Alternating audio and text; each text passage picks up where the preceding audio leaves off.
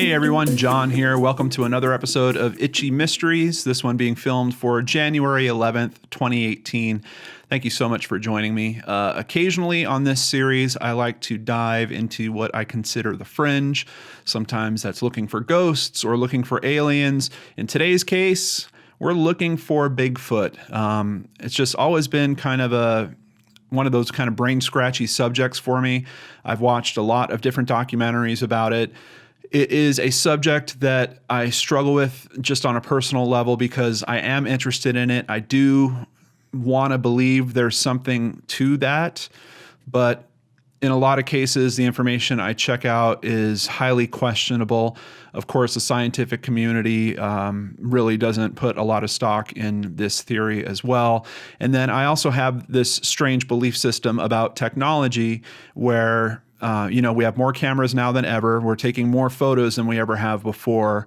But for some reason, we're just not getting that definitive photo that we can all look at and say, wow, there's something in that is we're not able to refute. So I was kind of excited when I heard about the film that we're talking about today called Discovering Bigfoot. It was mentioned to me by my friends over at another YouTube channel called Grumpy Retro Gamers. Hey guys, hey Ben, thank you for the suggestion. So I checked it out. What's this film about? We're starting with IMDb and their plot summary. Reality Entertainment and the Sylvanic Cooperation presents Discovering Bigfoot.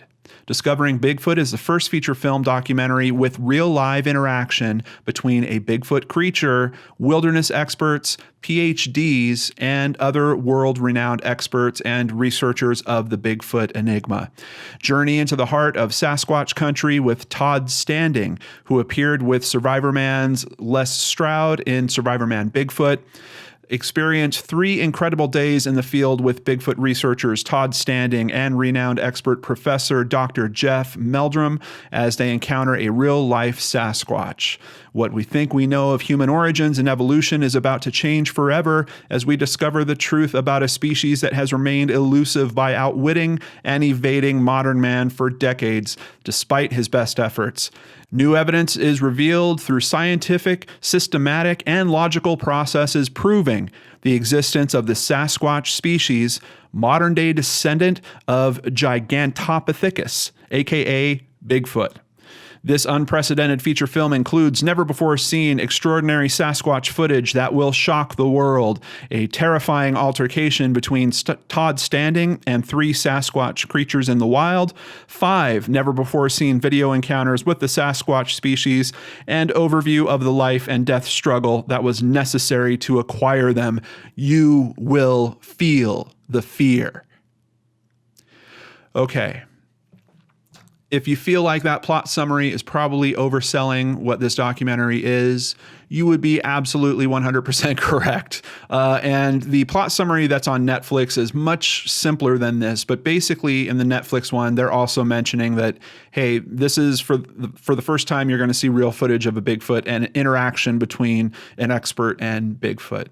And Todd Standing is the expert. He also happens to be the director, I think the editor, as well as one of the producers on this. And that's kind of where I'm already struggling with this piece. Now, I gave it a fair go. I really tried to check in with myself about my biases. I really tried to blank my mind and go into this open.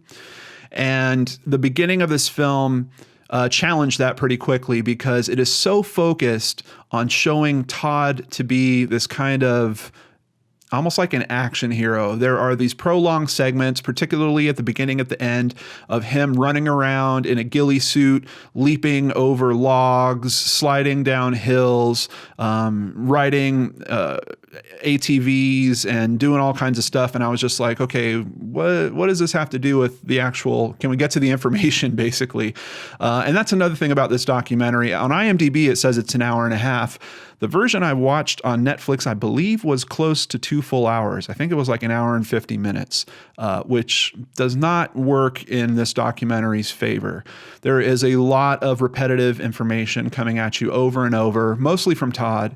There is a lot of footage of him taking these PhDs, these two professors out into the wild, and then essentially trying to convince them of the things that he's found, even though they seem somewhat questionable.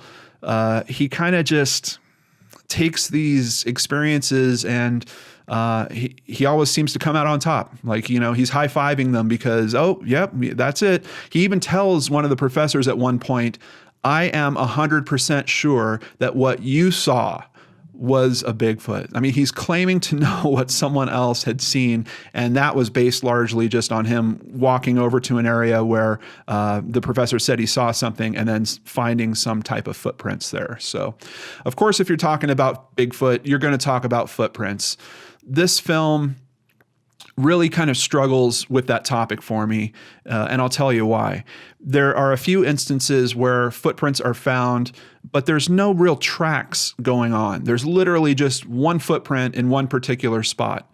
The sizes of the footprints that he found really suggest to me that there's a strong likelihood that these could be other people that are out there in the forest. Now, the one thing that's probably most compelling is the depth of some of the footprints. They certainly show that it would take a creature with a substantial amount of weight. And he kind of does these very unscientific tests where he steps in an area that's close to that footprint. He says he weighs a couple 100 pounds, and look at the indentation, it's nowhere near it. Fine. But there is this overarching assumption throughout this whole film that everything he finds, everything he hears, and anything that happens to take away the apples he's living all over the forest is certainly a Bigfoot. And we never get a very good understanding of why there is that overarching belief, unless you just consider that, hey, this guy is just going to believe what he's going to believe, and he's out there and he hears a twig snap and he's convinced that's Bigfoot, and there's two more over on that side and they're circling me. He hears growling. Oh, that's a Bigfoot growl. That's definitely one of them. I would estimate that one's 7 feet tall. I mean, it's just the information that he's coming up with is highly unscientific, and he just doesn't really do a very good job of explaining where these belief systems are coming from. Which I really struggled with. I did a little bit of research after the fact, and I did find a paper that was written by, I think this guy is pretty much a vlogger at this point. It's like a 30-page paper. It also has a special effects expert that worked on some really big stuff, Lord of the Rings and some other very big films. And it's them analyzing all of the main videos that are shown in this film. This actually predates the film a little bit, this document, but I'll have a link to it in the description box below because it does cover most of the supposed Bigfoot sightings that happen in this film. Now, what do I think of these Bigfoot sightings? Even before I read the document, I had some really big problems with them. First of all, there's two faces that kind of seem to show up in several clips. The two faces are not animated whatsoever. Down to the point where there are no blinking eyes. Now, it seems like Todd tries to address this much later in the film. There is this horribly overexposed shot, which I don't even understand why it's that badly overexposed. And all it is literally a capture of one of those faces that you've seen in several other clips from him, and it's blinking. Just one blink on one side of its face. And when I watched it, there was something that really bothered me about the way that it was blinking because the whole brow came down as that blink happened. I even went in the mirror and kind of looked at myself and blinked a couple times. And I'm like, yeah, my brow doesn't do that when I blink. When I blink, it's kind of a involuntary action that's going on here. My whole brow does not come down as I'm blinking. And it made me think that there was some type of morphing software that was being used on that particular shot. And maybe that's why it was so overexposed, because he was trying to hide some of the digital artifacts that might have come out from that. After I read the paper, it's exactly the same thing, the same conclusion that they came to as well. They go into in-depth analysis about the textures of the face, things that are missing from around the eyes. We both hit a same point in one of the faces. The eye to me looks like an eye that they would use for taxidermy. They literally said the same thing in the paper that I read about it after. it's highly, highly questionable. The most interesting shot that has now been added to this collage of Bigfoot photos is, and this is something about all these shots, they're always like behind trees and bushes, and you're just getting a little glimpse of supposedly what this Bigfoot creature is. There is footage at the end of this film that, quite honestly, I felt like it was a produced piece. Now, I don't know if he did this because he didn't have good footage and he went and kind of reshot some scenes so that you could see the action he was going through as he was getting this shot of him jumping around and hiding in certain areas. But when I was watching it, and because he didn't tell us that anywhere, I was assuming that, well, you've got another cameraman there because someone's setting up these shots. This isn't a handheld camera in these shots. Then it cuts to the photo from his camera, which I am like 90% sure is a gorilla, probably not even out in the wild. I think he could have gotten it. I mean, seriously, I've gotten shots a lot like that at Disney World, at the Animal Kingdom. But it's only the part of the gorilla's face like around an eye and just to the bridge of the gorilla's nose. Not quite enough where you can fully identify it and clearly say, yeah, that is certainly a gorilla. But everything else is obstructed by branches and leaves all around it. But I think it's to address what the experts have been kind of nailing him on, that, you know, these faces he keeps showing don't blink.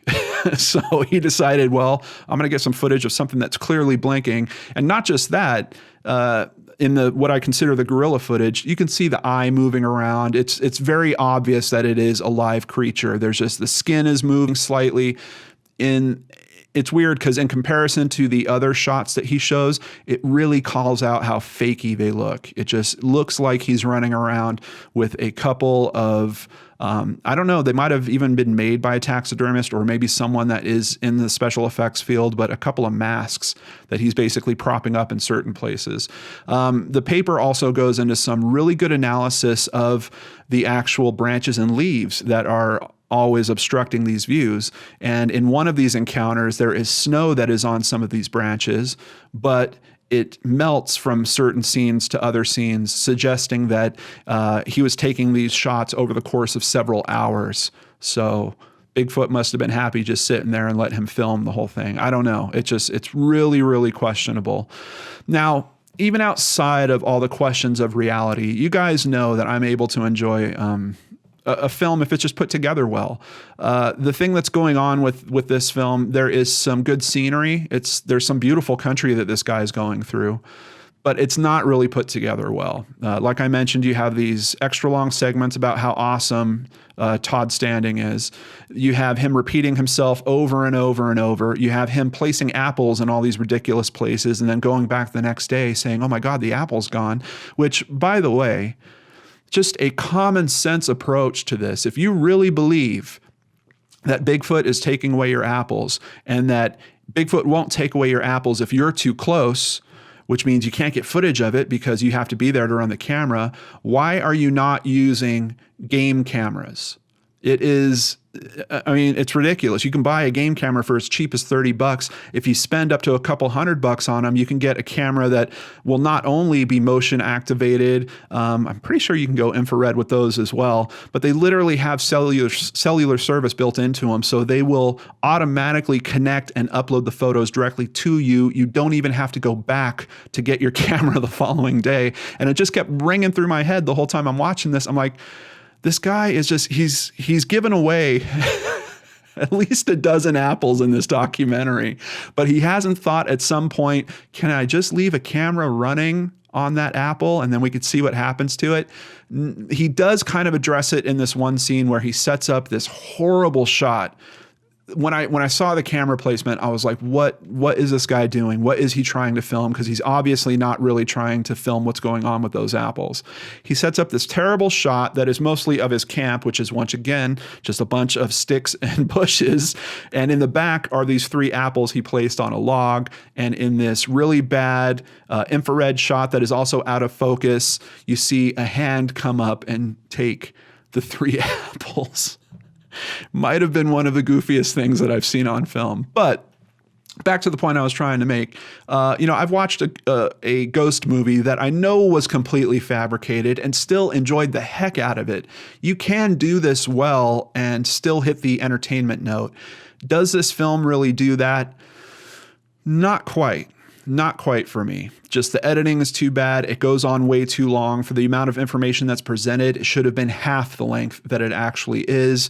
Should have been edited by someone else, someone that he could trust the person to put the story together. But the fact that he did it himself, it's very obvious that he's really kind of stroking his own ego in a very big and serious way throughout this film, to the point where it really takes away some of the enjoyment of trying to appreciate him as a character. Because he kind of makes himself this larger than life thing. You're already trying to buy into a larger than life situation. And when you have that much of a reach going on, everything just feels fake. Everything feels way too over the top. And it's strange that he's bringing in these experts, but then there's no point in this film where he's really looking to them for their opinion. He does seem to ask some questions, but he never really takes their answer. He's always stuffing the answer down their throat. Even the way that he's asking the questions, he's constantly leading them to conclusions. It is not unbiased. This is a perfect example of confirmation bias. This is what it is. When you have a belief that is so strong that no matter what's going on, you're just associating everything to that belief and you're jamming that belief down everyone else's throat that's around you. It's really, really interesting. Now look, I have footage of an actual Bigfoot. I'm not messing around. Let me run it for you guys here real quick. You know, it doesn't get any better than this.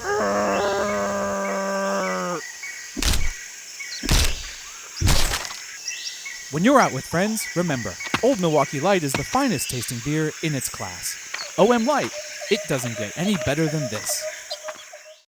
Okay, maybe I'm messing around. That's actually an Old Milwaukee beer commercial from, I think it was shot probably around 2004.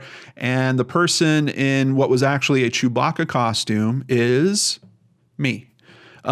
So just wanted to throw that in on this video. I finally found it. I think I've told you guys about it on previous Bigfoot videos. I finally found the clip and I wanted to show it to you guys. But there was one other itchy mystery that I found in watching this thing. There are many scenes where you see an object on Todd's jacket, and it left me with the question, is this guy a thief? Did he steal this jacket from a store? Because I'm pretty sure that is an anti-theft tag that is still stuck on the jacket. See it there? Now, I've got this shot, which is from a YouTube video about how to remove anti-theft tags. Look pretty similar? Yes. Now, I know some of you out there are saying, yeah, but John, that's not an exact match. Okay. Well, here, this is a photo of several anti-theft tags, and it is a bit of an older style tag, but look at this first one on the left. Absolutely.